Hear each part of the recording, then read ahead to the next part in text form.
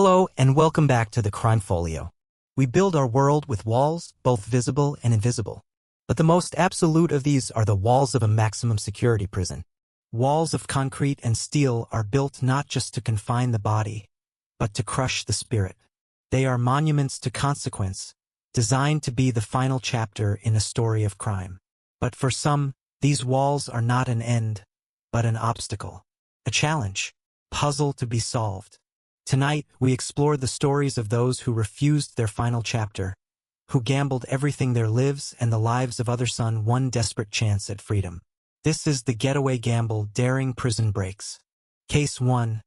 The Alcatraz Escape of 1962. There are places on Earth that become more than just locations. They become symbols etched into the collective consciousness as shorthand for something absolute. In the mid-20th century, one such place was an island, a jagged rock rising from the frigid, turbulent waters of the San Francisco Bay. Its official name was Alcatraz, but to the world it was simply the rock. It was not just a prison, it was a declaration. A statement that some men were beyond rehabilitation, that their debt to society was so great that they must be removed from it entirely, placed in a cage from which there was no return. From 1934 to 1963, the Alcatraz Federal Penitentiary was the end of the line. It was designed to hold the worst of the worst, inmates who were deemed too violent, too disruptive, or too prone to escape from other federal prisons. Men like Al Capone, Machine Gun Kelly, and Robert Stroud, the Birdman of Alcatraz, walked its corridors. But the prison's true purpose was not to hold famous gangsters, it was to hold the ones who had tried to break the system elsewhere. Alcatraz was America's answer to the problem of escape. Its security was a complex, layered system. First, there were the steel bars and reinforced concrete of the cell house itself, a building known as the Citadel. Then came the armed guards in the watchtowers with a clear line of sight to every corner of the yard. Beyond them, the treacherous, swirling currents of the bay with water temperatures that could induce hypothermia in a matter of minutes. The official stance was simple and unwavering. No one had ever successfully escaped from Alcatraz. And no one ever would. It was a place designed to break a man's will, to replace the hope of freedom with the monotonous, soul-crushing routine of absolute confinement. The days were governed by bells and whistles, a rigid schedule that never varied. One man to a cell, each cell measuring a mere 5 feet by 9 feet. A cot, a toilet, a small sink, and a writing shelf. This was the entire world for the men inside. The psychological toll was immense. The sounds of life from the city of San Francisco, the laughter, the traffic, the ringing of foghorns would drift across the water, a constant, taunting reminder of a world they could never rejoin.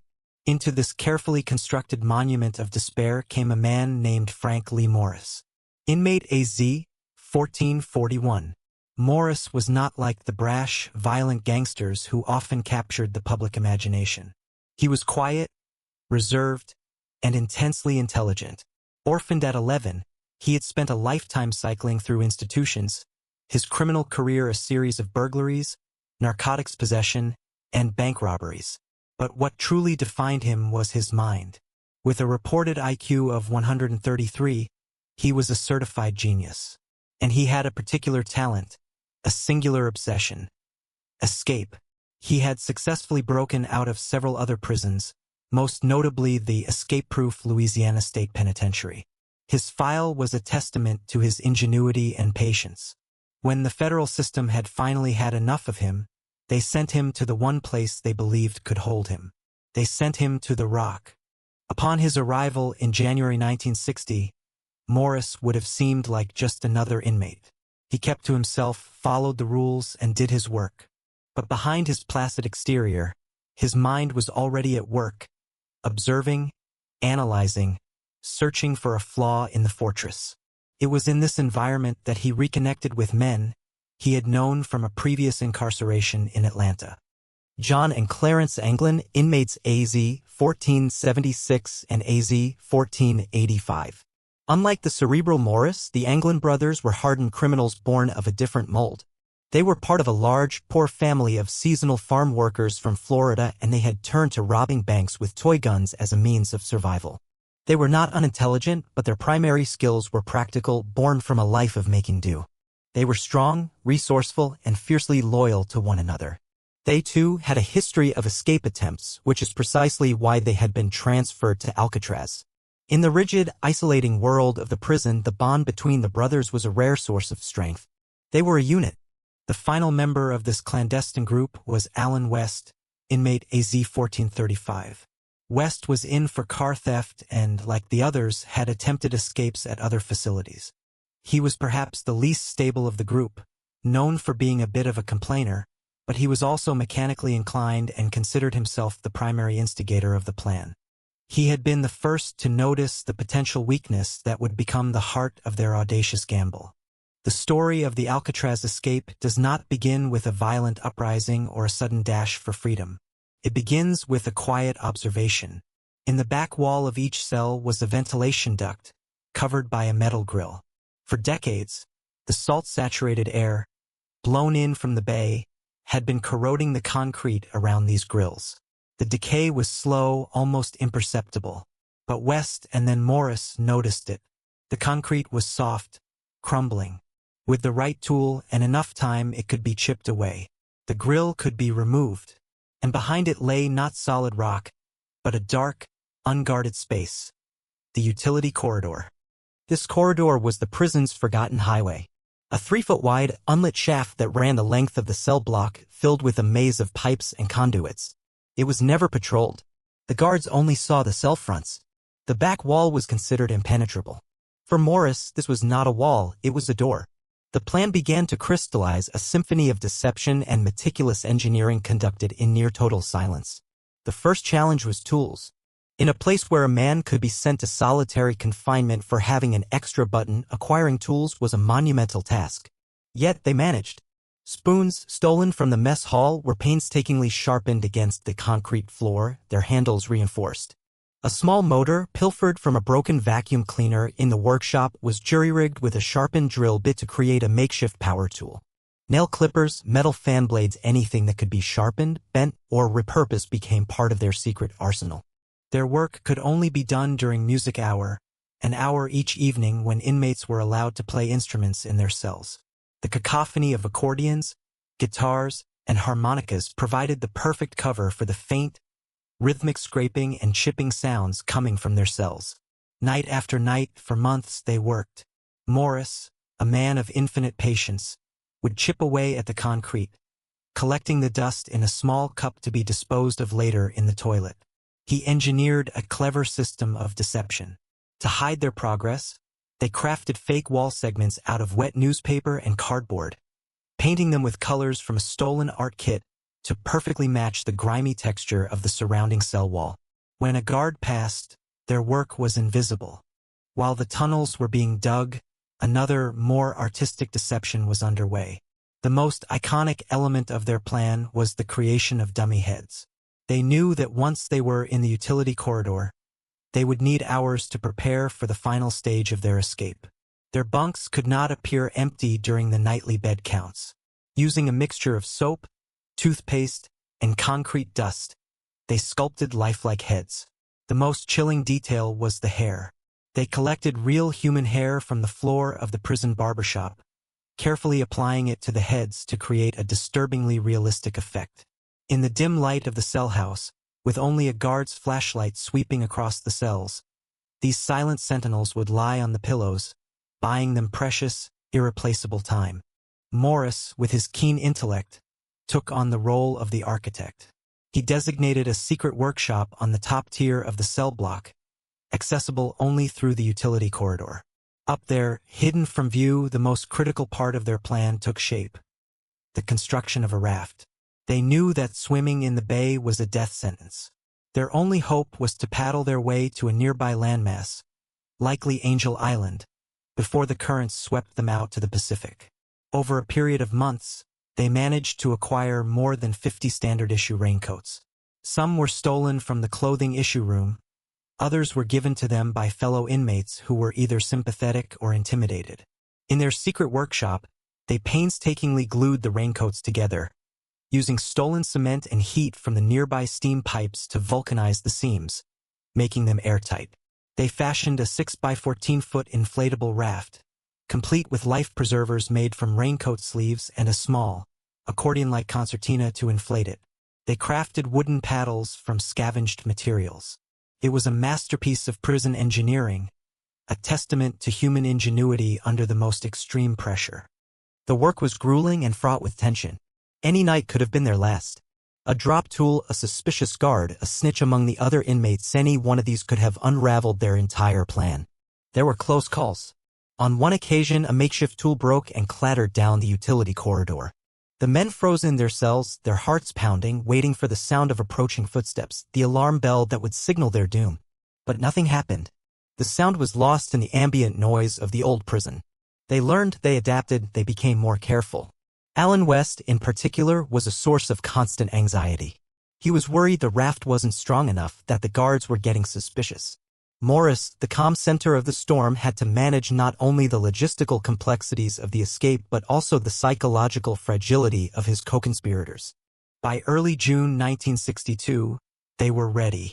The holes in their cells were large enough to squeeze through. The raft was complete and stashed.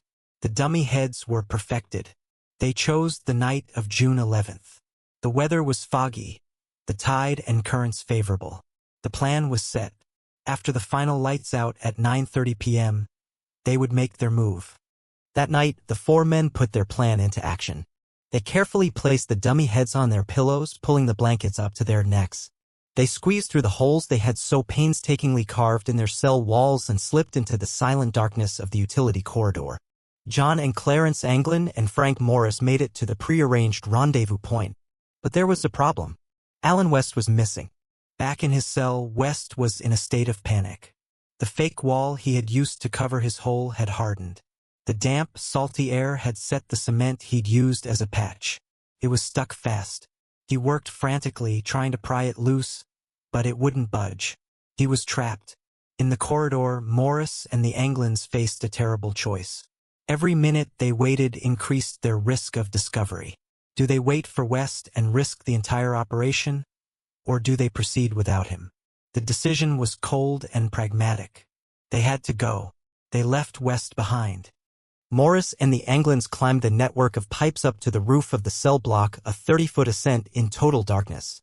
From there, they forced open a large ventilator shaft at the top of the roof, just as they had practiced. They emerged into the damp, foggy night air, standing on the roof of the most secure prison in the world. They were out of the cell house, but they were not yet free.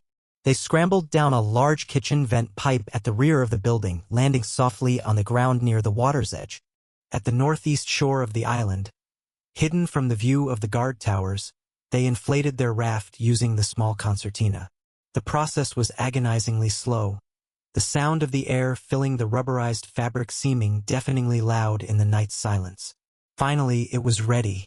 Sometime after 11:30 p.m., Frank Morris, John Anglin, and Clarence Anglin pushed their makeshift raft into the black, frigid waters of the San Francisco Bay and paddled away into the fog, disappearing from history. Back inside, Alan West finally managed to break through his wall. But by the time he reached the roof, the others were long gone. The raft was gone. Defeated, he returned to his cell and went to sleep, hoping to pretend he had never been involved. The next morning, the routine of Alcatraz continued as normal. But during the 7:15 a.m. count, the officer assigned to B Block couldn't wake the three men. He prodded the figure in Morris's bunk. The head rolled off the pillow and hit the floor with a dull thud. The alarm was raised immediately. A frantic search revealed the other two dummy heads and the gaping holes in the cell walls. Alcatraz, the escape-proof fortress, had been breached. The largest manhunt in the Bureau of Prisons history was launched. The FBI was called in, and J. Edgar Hoover himself took a personal interest in the case. For 10 days, law enforcement scoured the bay and the surrounding areas. Pieces of the escapees' handiwork began to surface. A paddle was found floating near Angel Island. Days later, a wallet wrapped in plastic and containing names and photos of the Anglin's family and friends was also discovered. A shredded, waterlogged life vest made from the same raincoat material washed up on Cronkite Beach just north of the Golden Gate Bridge. The raft itself was never found. The official conclusion delivered by the FBI was decisive. The men had drowned. They argued that the currents on the night of June 11th were too strong, that the makeshift raft would have been torn apart and the men would have succumbed to the freezing water within minutes. Without bodies, they couldn't be 100% certain, but it was the most logical, most plausible explanation. It preserved the reputation of Alcatraz. The men had gotten out, yes, but they hadn't survived. The prison had still won. The case was officially closed in 1979 and the file was turned over to the U.S. Marshals Service. But the story of Alcatraz refuses to die precisely because of its ambiguity. It is a mystery that has spawned countless theories and a cottage industry of speculation. The bodies of the three men have never been recovered, a statistical anomaly in the history of San Francisco Bay drownings. Over the years, tantalizing clues have emerged, suggesting a different ending to their story. The Anglin family has long maintained that the brothers survived. They claim to have received a Christmas card, postmarked after the escape, signed with names that resembled John and Clarence's. They spoke of a deathbed confession from another brother who claimed to have been in contact with them for years after their escape. Most famously, in 2013, the San Francisco Police Department received a letter. "My name is John Anglin," it began. The author claimed that he, his brother, and Frank Morris had all survived that night, though by a narrow margin. The letter stated that Frank Morris had died in 2008 and Clarence in 2011. The author, now in his 80s and suffering from cancer, offered to turn himself in for a year in jail in exchange for medical treatment. The FBI's handwriting analysis of the letter was inconclusive. Was it a cruel hoax or the final, desperate confession of the last survivor of America's most legendary prison break? The escape from Alcatraz is more than just a crime story, it is a modern myth. It speaks to a fundamental human desire for freedom against impossible odds. We are left with a haunting question: did three men, using spoons, raincoats, and sheer ingenuity, accomplish the impossible? Or were they consumed by the very bay they sought to conquer, their final moments a desperate, freezing struggle in the dark? The cold, logical answer is that they perished. The prison, the water, the odds, they were simply too great. But logic does not always satisfy the human spirit. The story endures because of the possibility, however faint, that somewhere, for some time, they were free. It leaves us to ponder the nature of confinement itself, not just the physical walls of a prison, but the limits of human endurance and the unquenchable will to gamble everything for a life beyond the bars. Their empty cells remain a silent testament not to a failed escape, but to a mystery that the cold waters of the bay have refused to solve. Case 2. The Dannemora Prison Escape. The walls of a prison are not always made of stone and water. Sometimes they are forged from wilderness, isolation, and the biting cold of a northern winter. Far from the churning currents of the San Francisco Bay, deep within the Adirondack Mountains of upstate New York, stands another fortress, one whose security is measured in miles of dense forest and feet of annual snowfall. This is the Clinton Correctional Facility in Dannemora, a place known to its inhabitants and keepers alike by a more fitting name, Little Siberia. Opened in 1845, Clinton is one of New York's oldest and largest maximum security prisons.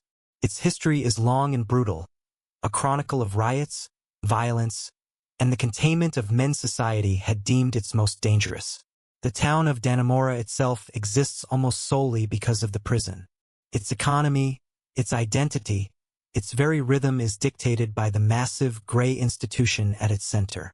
For the inmates, the proximity of a civilian world is a cruel illusion. The 30-foot walls topped with razor wire are the first barrier. The second, and perhaps more formidable, is the vast, unforgiving wilderness that surrounds it on all sides. Escaping the walls was only the first step.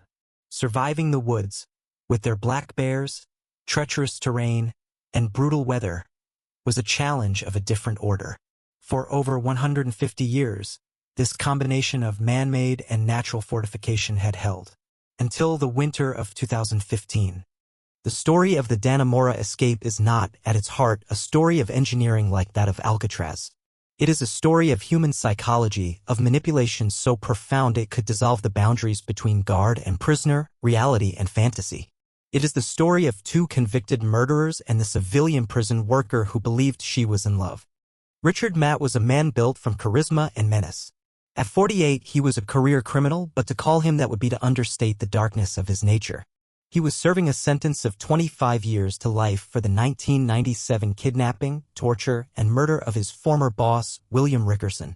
Matt had beaten the 76-year-old man for hours, then broke his neck, dismembered his body with a hacksaw, and threw the parts into the Niagara River. He was a predator, but one who wore a mask of artistry and charm. He was a talented painter, his work surprisingly delicate and detailed. He could be engaging, funny, and intensely focused on a person, making them feel like the center of the universe. This was his greatest weapon. It had allowed him to manipulate people his entire life, and it had also fueled his previous escape from an Erie County jail in 1986, earning him the reputation of a high-risk inmate. David Sweat was the other half of the equation. At 34, he was serving a sentence of life without the possibility of parole. His crime was one of shocking brutality. On July 4, 2002, Sweat and two accomplices had shot Broome County Sheriff's Deputy Kevin Tarsia 15 times and then run him over with a car after he discovered them robbing a firearms store. Unlike Matt, Sweat was not a charismatic manipulator. He was quiet, workmanlike, and physically capable. He was the engineer, the labor, the one with the patience and physical endurance to turn an impossible idea into a tangible reality. In the stratified society of Clinton, Matt was the brain and Sweat was the brawn. They were both housed in the honor block, a section of the prison for inmates with good disciplinary records. This privilege gave them more freedom, including the ability to cook their own meals and wear civilian clothes, crucial elements in their future plan. It was here, in the prison's tailor shop, that they found the key to their escape. Her name was Joyce Mitchell. Joyce, or Tilly as she was known, was a 51-year-old industrial training supervisor. She oversaw inmates including Matt and Sweat as they worked on sewing machines. To an outsider, her life was unremarkable. She lived with her husband, Lyle, who also worked at the prison in a small town nearby. She was a grandmother. But beneath this placid surface was a deep well of dissatisfaction. She felt trapped in a passionless marriage, overlooked by the world, and yearned for an excitement her life had never offered. Richard Matt saw this vulnerability and exploited it with surgical precision. He began to groom her. He would give her small paintings. He would compliment her, listen to her problems, and make her feel seen, desired, and special. He painted a fantasy for her, a life of passion and freedom away from her boring husband and her monotonous job. He and Sweat would escape, she would be their getaway driver, and they would all flee to a remote cabin, a new life awaiting them. To Joyce Mitchell, steeped in the gray reality of Dannemora, this was not a criminal conspiracy, it was a romance. She was not an accomplice, she was a lover helping her man. The manipulation was total. She began smuggling tools into the prison for them. Hacksaw blades, chisels, drill bits, and a punch hidden in the one place no one would think to look, inside packages of frozen hamburger meat. She would place the tools inside the meat, freeze it solid, and then place it in the tailor shop's freezer. Another corrections officer, a man named Gene Palmer, was also drawn into their web. For years, Palmer had been doing favors for Matt in exchange for paintings and information about other inmates. He had grown complacent, his professional boundaries eroded by Matt's persistent friendliness. He would take the frozen meat from the tailor shop freezer and deliver it to Matt and Sweat in the honor block, bypassing the metal detectors at the main gate because he was an officer. He claimed he never knew what was inside.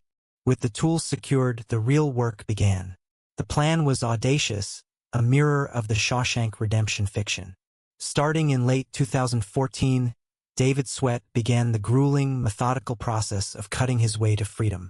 Each night, after the 11 p.m. count, he would climb down from his bunk, hang a blanket for privacy, and begin to work on the steel wall at the back of his cell. Using a hacksaw blade, he slowly, painstakingly cut a rectangular hole in the thick steel plate. The noise was a constant terror. He could only work for short periods, his ears straining for the sound of approaching guards. Once through the wall, he found himself in the dark, cramped space between the cell blocks. From there, he found a way into the prison's vast, ancient network of steam pipes and utility tunnels. It was a hellish environment, dark, hot, and filled with a century of dust and decay. Night after night, Sweat would navigate this maze, his only light a small headlamp, memorizing the labyrinthine paths. He was mapping their escape route. He found a large steam pipe that ran horizontally beneath the cells. Using the smuggled tools, he began to cut a hole into it. The heat was immense, the work exhausting. He would work for hours in the darkness, then crawl back through the hole in his cell, carefully replace the cutout section of the steel wall, and be asleep in his bunk before the 5:30 a.m. count. He did this for months. His cell, C-23. Matt, in a nearby cell, A-21, did the same, though it was Sweat who did the majority of the difficult cutting on the pipes. They left dummies in their bunks made of sweatshirts and other clothing, a simple but effective deception in the dimly lit cells. Their plan extended beyond the walls. Joyce Mitchell was to be their ride. She was supposed to bring them a shotgun and meet them at a manhole several blocks from the prison in the early hours of June 6, 2015. Their final destination was allegedly Mexico. The plan was set. The fantasy was about to become reality. On the night of June 5th, they made their move. After the 11 p.m. count, they slipped through the holes in their cells for the last time. They crawled through the dark tunnels, navigated the catwalks, and entered the large steam pipe Sweat had opened. They crawled for what must have felt like an eternity, following the pipe until it led them outside the prison's primary walls. They were now underneath the town of Dannemora itself. Using their tools, they broke through the brick wall of the tunnel and began cutting the chain on a manhole cover. Sometime after midnight, Richard, Matt, and David Sweat pushed open the heavy iron lid and emerged onto a residential street. They were free. As a final act of taunting arrogance, they left behind a yellow sticky note on a pipe they had cut. On it was a smiley face and the words, "Have a nice day." They waited. But Joyce Mitchell never came. Back in the real world, her romantic fantasy had collided with the terrifying reality of what she had done. She suffered a panic attack, a full-blown nervous breakdown. Instead of driving to the manhole with a shotgun, she checked herself into a hospital complaining of chest pains. Her husband, Lyle, stood by her, completely unaware of her betrayal. Matt and Sweat were alone on foot, in the middle of the Adirondack wilderness. Their meticulously planned escape had fallen apart at the most critical moment. The next morning, on Saturday, June 6th, the routine morning count revealed the 2 empty beds. The discovery of the sweatshirts, the gaping holes, and the taunting sticky notes sent a shockwave through the New York State Department of Corrections. 2 convicted murderers, one a notorious escape artist, were loose. The largest manhunt in the state's history was immediately launched. The search was a monumental undertaking. Over 1,300 law enforcement officers, state troopers, FBI agents, U.S. Marshals, and Border Patrol agents descended on the small town. The terrain was their greatest enemy. The forests were so dense that a man could be standing 10 feet away and remain invisible. The ground was swampy, bug-infested, and difficult to navigate. For the residents of the area, it was a time of pure terror. Schools were closed. People locked their doors, armed themselves, and looked at every shadow with suspicion. The fugitives could be anywhere. Investigators quickly zeroed in on Joyce Mitchell. Her story about a panic attack didn't hold up under scrutiny. Within days, she confessed her entire role in the plot, detailing the tools, the hamburger meat, and the romantic fantasy that had fueled her actions. Gene Palmer, too, was arrested, his career ending in disgrace. But knowing how they got out didn't help find them. For 3 weeks, Matt and Sweat managed to survive in the wilderness, breaking into remote hunting cabins for food, water, and supplies. They were heading north towards the Canadian border. They left behind DNA evidence at each cabin, allowing police to track their general direction of travel. But the woods were vast, and the search was like looking for 2 needles in an enormous green haystack. The partnership between the 2 men, born of necessity in prison, began to fray under the stress of the manhunt. Matt, who was older and a heavy smoker, was slowing down. He was drinking heavily, consuming alcohol he found in the cabins. Sweat, younger and fitter, saw him as a liability. At some point, Sweat abandoned Matt and struck out on his own. On June 26th, nearly 3 weeks after the escape, the manhunt had its first major breakthrough. A driver reported hearing a gunshot fired at his camper near the town of Malone. Police swarmed the area. A short time later, they found evidence of a break-in at a nearby cabin. They could smell alcohol and found a shotgun was missing. They knew it was Matt. Tactical teams set up a perimeter. That afternoon, Richard, Matt, armed with a 20-gauge shotgun, was confronted by a U.S. Border Patrol tactical team in a wooded area. He refused to surrender. 3 shots were fired. Richard, Matt, the charismatic monster, the artist and the killer, was dead. The search now focused entirely on David Sweat. They knew he was close, and they knew he was alone. The net tightened. 2 days later, on June 28th, a New York State Police sergeant named Jay Cook was on a routine patrol near the town of Constable, just 1.5 miles from the Canadian border. He saw a man jogging down the side of the road. It was Sweat. Cook called out to him. Sweat took off, running across a field. Cook pursued, warning him to stop. When Sweat kept running, Cook, fearing he would lose him in the tree line, fired 2 shots from his pistol. One struck David Sweat in the torso. His desperate 22-day run for freedom was over. He was captured alive. The Dannemora escape was over, but its lessons were profound. It was a story not just of a physical breach, but of a catastrophic failure of the human element of security. The walls of Little Siberia were not brought down by sophisticated tools alone. They were brought down by a lonely woman's desire to feel loved, by a guard's foolish complacency, and by a predator's gift for seeing the cracks in the human soul. Joyce Mitchell was sentenced to prison, her fantasy life ending in a cell of her own.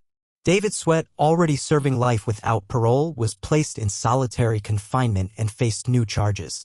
The escape cost New York State an estimated $23 million, $1 million for every day the men were free. It serves as a chilling reminder that the greatest vulnerability in any system is not in its steel or its concrete, but in the fallible hearts of the people who walk its halls.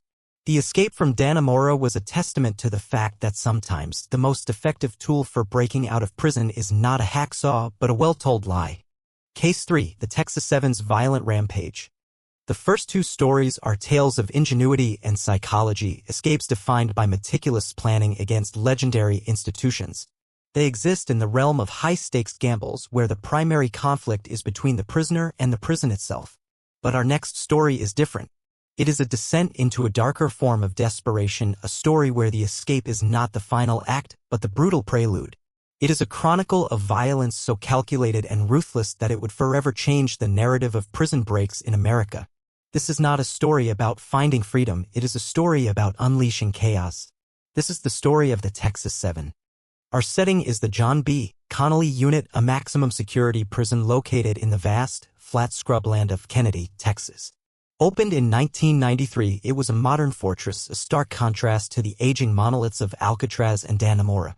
The Connolly Unit was a product of a new era of corrections, designed with state-of-the-art technology, electronic doors, and layered security protocols.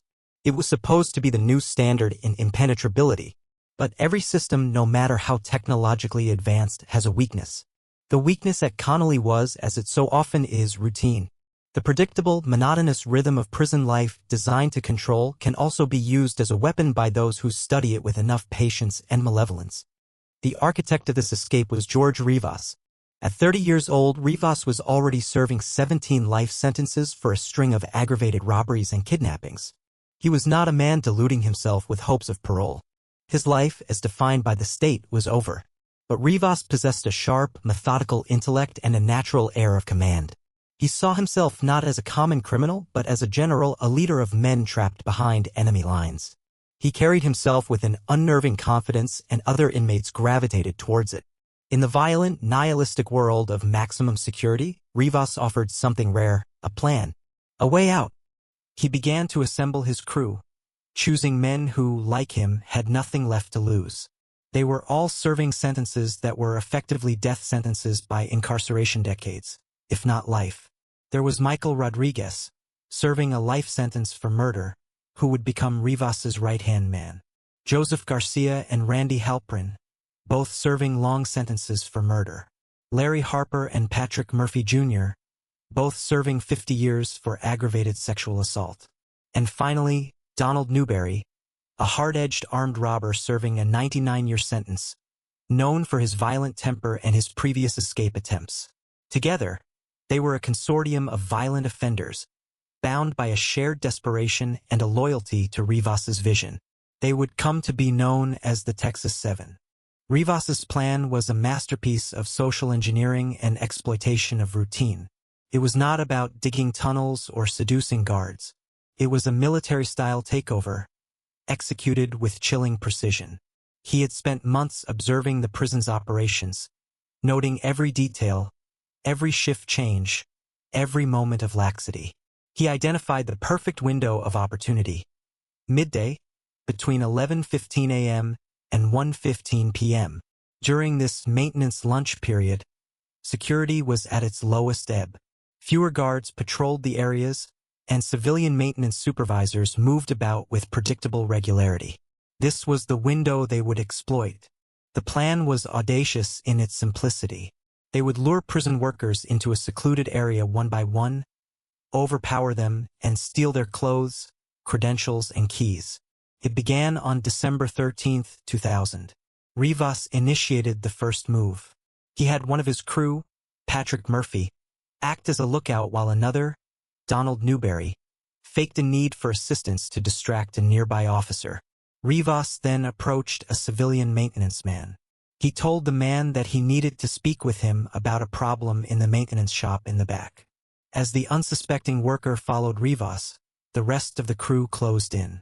In a swift, coordinated move, they ambushed him, wrestled him to the ground, and dragged him into a small electrical room. They bound him with electrical tape, gagged him, and took his clothes. This was the first domino. From there, they began a systematic chain of captures. One of the escapees would put on the captured workers' clothes, approach another supervisor, and tell them they were needed in the back. The ruse worked again and again. Each time a new victim was lured into their trap, they were quickly subdued and tied up alongside the others. The pile of hostages in the small room grew. They captured maintenance workers, electricians, and other civilian staff. They worked with quiet, terrifying efficiency. There was no shouting, no alarm. Just a silent, creeping takeover of a section of the prison. In total, they subdued and captured 11 civilian workers, 3 uninvolved inmates who happened to be in the wrong place at the wrong time, and 1 correctional officer who stumbled upon them. With their hostages secured, they moved to the next phase. They stole a cache of items, 14 sets of civilian clothes, credit cards, identification, and most importantly, keys. Rivas and Michael Rodriguez donned the uniforms of a supervisor and a corrections officer. They looked the part. Now, they needed to create a diversion. Rivas, posing as a supervisor, picked up a phone and called the prison's central guard tower. In a calm, authoritative voice, he reported a phantom problem at the other end of the prison, drawing attention away from their location. He made several such calls, establishing his fake identity and creating a fog of confusion. The final piece of the plan was the armory. The maintenance shop they now controlled housed a large, white prison truck used to transport supplies. Inside the shop was a locked cabinet containing the prison's weapons, pistols, shotguns, and ammunition. They broke into the cabinet and armed themselves. Now they had clothes, a getaway vehicle, and weapons. At approximately 12:30 p.m., the back gate of the Connolly unit received a call. It was George Rivas, posing as an officer. He calmly informed the tower guard that they needed the gate open for some workers who were coming to install video monitors. It was a plausible request. A few minutes later, the white maintenance truck, with Rivas at the wheel, rolled up to the gate. The other 6 escapees were hidden in a utility box built onto the back of the truck. The guard in the tower, having no reason to be suspicious, buzzed open the final gate. The truck rolled through. The Texas 7 were out. It took almost an hour for the prison to realize what had happened when the bound and gagged hostages were finally discovered. By then, the 7 were long gone, having vanished into the vastness of Texas. Their freedom, however, was not a peaceful one. They were now fugitives and they needed money and supplies to sustain their life on the run. A crime spree began.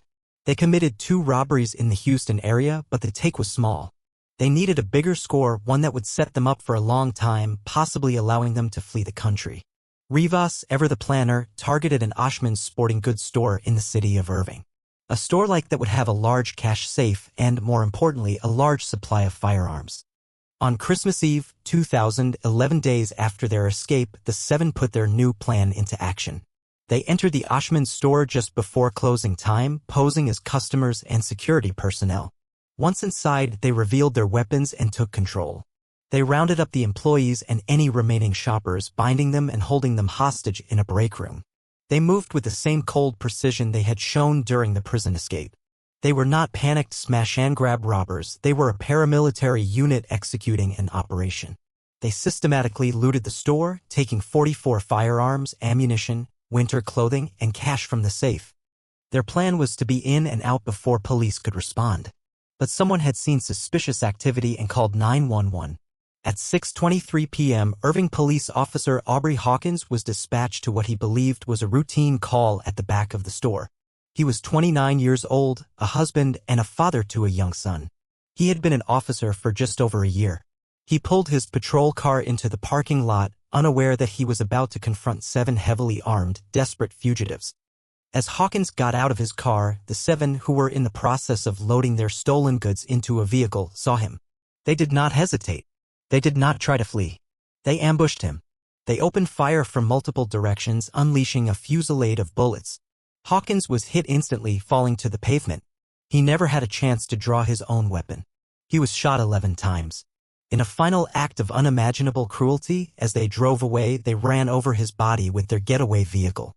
The murder of Officer Aubrey Hawkins transformed the manhunt. The Texas Seven were no longer just escaped convicts. They were now cop killers, the most wanted men in America. The story dominated national news. A massive reward was offered for their capture. The full weight of local, state, and federal law enforcement bore down on them. The escape had been a gamble, but the murder of an officer was a declaration of war. The seven fled Texas, using the money and weapons from the robbery to buy an RV. They traveled north, eventually settling in a trailer park in Woodland Park, Colorado, a small resort town nestled near Pikes Peak. In a surreal turn of events, they attempted to blend in, even posing as Christian missionaries to allay the suspicions of their neighbors. For a month, they lived this bizarre, clandestine life under the shadow of the mountains, while the nation's largest manhunt scoured the country for them. The end came, as it so often does in the modern age, because of television.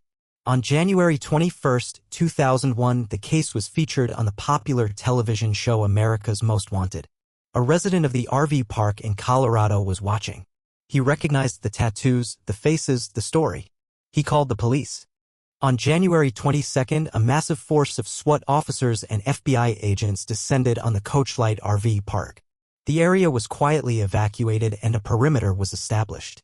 They surrounded the RV where Rivas, Rodriguez, Garcia, and Harper were hiding. Using a loudspeaker, they announced their presence. Rivas, ever the leader, attempted to negotiate, but he knew the game was up. Realizing the situation was hopeless, Rivas, Garcia, and Rodriguez surrendered peacefully, walking out with their hands up. But Larry Harper chose a different end. As officers closed in, he shot himself in the chest, his final act of defiance. Patrick Murphy and Donald Newberry had been staying at a nearby Holiday Inn. Tipped off by the captured members, police surrounded their room. Murphy surrendered without a fight. Newberry, however, tried to flee but was quickly captured in the snowy landscape. Randy Halpern had also been in the main RV but had managed to slip away during the initial confusion. He was found the next day hiding in another trailer in the same park and surrendered after a brief standoff. The rampage of the Texas Seven was over. Their 41 days of violent freedom had come to an end in the winter cold of Colorado. The surviving 6 members were extradited back to Texas, where they would face justice not for their escape, but for the cold-blooded murder of Officer Aubrey Hawkins. One by one, they were tried, convicted of capital murder, and sentenced to death. The story of the Texas Seven serves as a grim counterpoint to the romanticized notion of the prison break. Theirs was not a desperate bid for a life of quiet anonymity. It was an explosion of criminality, meticulously planned and ruthlessly executed. The escape from the Connolly unit was a remarkable feat of planning and discipline, but it was overshadowed entirely by the monstrous act that followed. It reminds us that behind the walls of a prison are not just men who made mistakes, but sometimes men whose capacity for violence is absolute. Their brief, bloody journey across America's heartland was not a getaway gamble. It was a calculated campaign of terror that ended exactly as it was destined to, in death, capture, and a final, permanent condemnation. The true price of their freedom was paid by a young police officer on a cold Christmas Eve, a cost that can never be measured or repaid. Case 4, Pascal Payet's helicopter escapes. Our journey through the world of daring escapes has so far explored the methodical genius of Alcatraz, the psychological manipulation of Dannemora, and the scorched earth violence of the Texas Seven. These are stories rooted in the terrestrial, in the chipping of concrete, the crawling through pipes, and the violent confrontation on solid ground. But our final case transcends this landscape. It is a story that unfolds not in the shadows of tunnels, but in the open sky. It is a tale of such breathtaking audacity, such cinematic flair, that it seems ripped from the pages of a thriller novel. It is the story of a man who did not seek to break through walls, but to simply fly over them. This is the story of Pascal Payet, France's undisputed king of the helicopter escape. To understand Payet, one must first understand the man. Born in Lyon, France, he was not a criminal mastermind in the mold of a George Rivas nor a quiet genius like Frank Morris. He was a product of the streets, a hard-nosed gangster involved in armed robberies. In 1999, his criminal career took a fatal turn. During a botched robbery of a security van in the south of France, a man was killed. Payet was arrested, convicted of murder, and sentenced to 30 years in prison. For most, this would have been the end. For Pascal Payet, it was merely the beginning of a legend. His first stage was the prison of Luynes near Marseille. A modern facility, but like any prison, it possessed a fundamental vulnerability: its roof. On October 12, 2001, the inmates in the exercise yard heard a sound that did not belong. A deep, rhythmic chopping of air that grew louder and louder. A helicopter, flying impossibly low, descended towards the prison. Guards scrambled, confusion turning to disbelief. The aircraft did not land outside the walls, it hovered directly over the roof of a nearby building. A rope was thrown down and Pascal Payet, seizing his moment, scrambled onto the roof and was whisked away into the sky. His accomplices on the outside had hijacked the helicopter and its pilot at a nearby airfield, forcing him at gunpoint to fly the daring mission. The escape was a sensation. It was clean, swift, and spectacular. Payet was free. The French authorities were embarrassed and enraged. A massive manhunt was launched. Payet, however, proved to be as adept at evasion as he was at escape. He remained a free man for nearly 2 years, a ghost in the French underworld. But the life of a fugitive is one of constant pressure. In 2003, he was finally tracked down and captured in Paris. He was returned to the prison of Luynes, the very institution he had so dramatically humiliated. The authorities believed they had him now. He was under maximum security, a marked man, his every move watched. They had sealed the breach. They had learned their lesson. They were wrong. What happened next cemented Pascal Payet's place in the annals of criminal history. It is one thing to escape for oneself. It is another, far more audacious thing, to orchestrate an escape for others from a prison where you yourself are being held under the highest level of security. From his cell, Payet, le roi de la belle, the king of the beautiful escape, began to plot. He still had his connections, his loyal crew on the outside. He was not just a prisoner, he was a commander. He decided to repay the loyalty of the men who had aided his own criminal enterprises.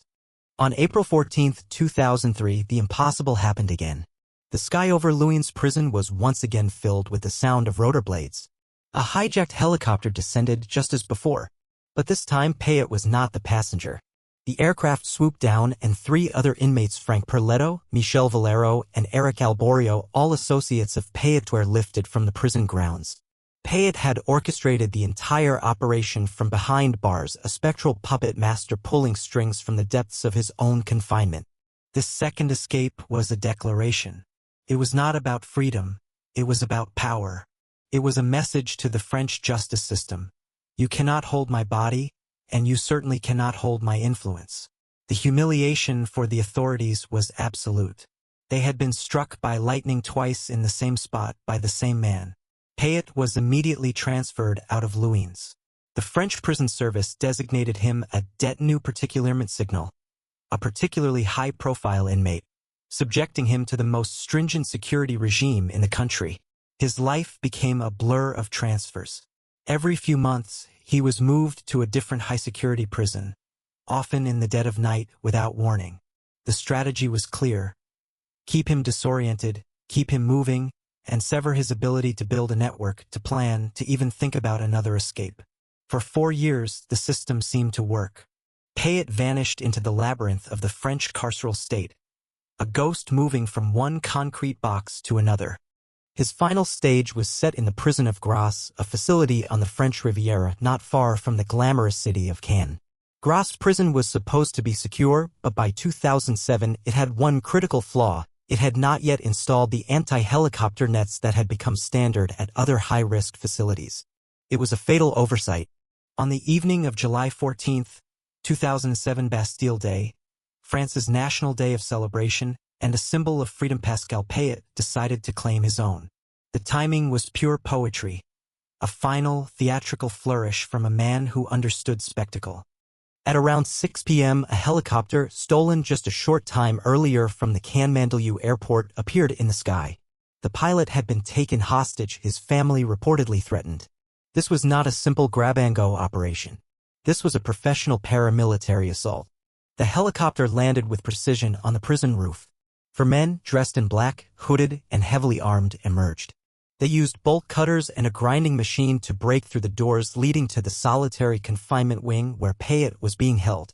They found him, and within 5 minutes of the helicopter touching down, they were airborne again, disappearing into the twilight over the Mediterranean. The escape was flawless. It was a stunning display of planning, resources, and brutal efficiency. The French authorities were left, once again, looking at an empty cell and an empty sky. The justice minister was forced to admit to a major flaw in the security system. The escape triggered an international manhunt, with Interpol issuing a warrant for his arrest. Payet had become Europe's most wanted man. The flight to freedom, however, was his last.